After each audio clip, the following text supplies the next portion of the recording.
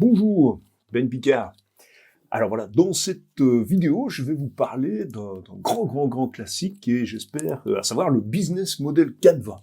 Alors le business model Canva, depuis 2010, c'est un peu le saint graal de tous les apprentis entrepreneurs. Hein. Hop, on colle quelques post-it sur un grand tableau, ça dure 1 heure ou 2, puis c'est parti, on s'imagine qu'on peut lancer son projet. Alors, c'est évidemment un chouette outil, c'est parfois un petit peu utilisé de façon très bricolée.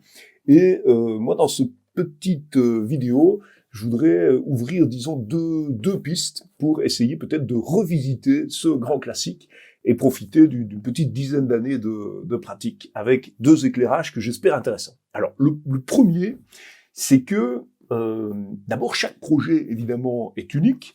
Et peut-être même, je dirais, en anticiper. Avant, je faisais parfois des business model Canva par rapport au projet. Aujourd'hui, je fais des business model Canva par rapport au porteur, c'est-à-dire à la capacité du porteur de projet à effectivement exécuter, mettre en œuvre, réussir l'opérationnalisation de son business model Canva. Ça, c'est une première leçon.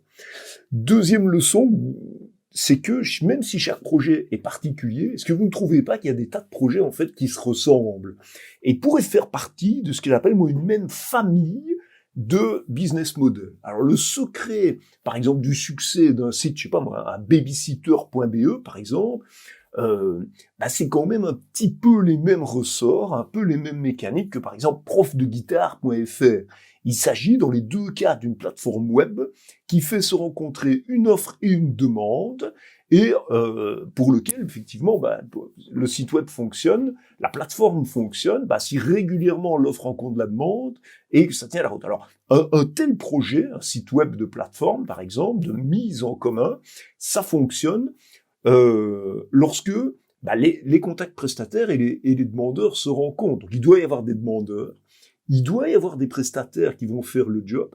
Lors de la mise en contact, le site web, la plateforme doit pouvoir capter de la valeur, c'est-à-dire prendre un peu de pognon. Idéalement, le prestataire et le client doivent être contents, sinon forcément ils reviennent plus. Il y a une idée de récurrence qui doit s'installer. Et enfin, idéalement, vous trouvez un prof de guitare sympa, ce qui serait top, c'est que la plateforme puisse évidemment, à chaque cours de guitare, continuer à pouvoir prendre un petit quelque chose, et donc que la répétition, la récurrence s'installe également dans l'équation économique du modèle. Alors là, on est en train de parler finalement un petit peu des ressorts classiques, des conditions générales de succès d'un business model de plateforme web. Il y a donc bien une famille de business models similaires. Alors l'idée, c'est qu'il y en a plein en fait des familles, mais beaucoup moins que de business model. Et donc moi, une première piste que je voudrais vous inviter à réfléchir, c'est réfléchir à l'idée de famille de business model. Et lorsque vous avez un projet, de vous demander, tiens, mon projet, à quoi est-ce qu'il peut ressembler? C'est sûr que des gens qui font des prestations de services, vous êtes peintre en bâtiment ou vous êtes prof de yoga, fondamentalement, votre ressource principale, c'est votre temps.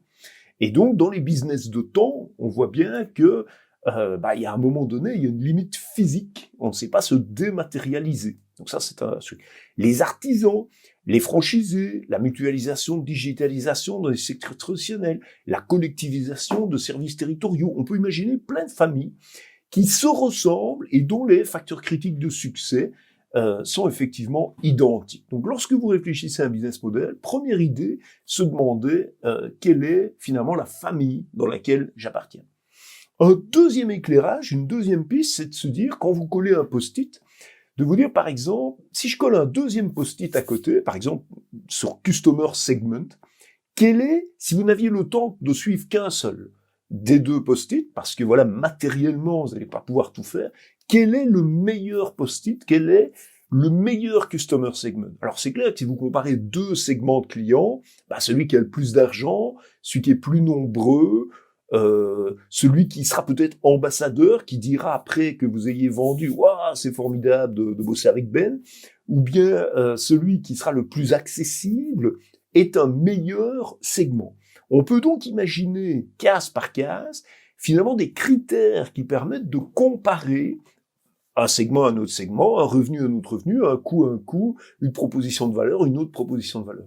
Si on réfléchit finalement case par case aux critères qui font que tel post-it est meilleur que tel autre, on peut utiliser les mêmes critères pour essayer d'améliorer ces post-it et rendre le plus opérationnalisable, ça c'est vraiment le secret, son business model Canva.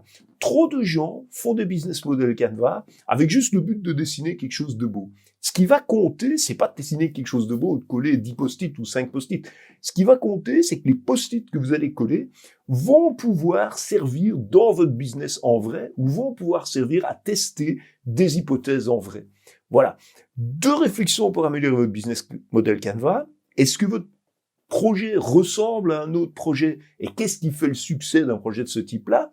Et deuxièmement, si vous collez un post-it, est-ce que votre post-it est vraiment malin et va pouvoir servir à quelque chose? Avec ces 2 trucs-là, vous pouvez solidement améliorer vos business model Canva. Bonne journée!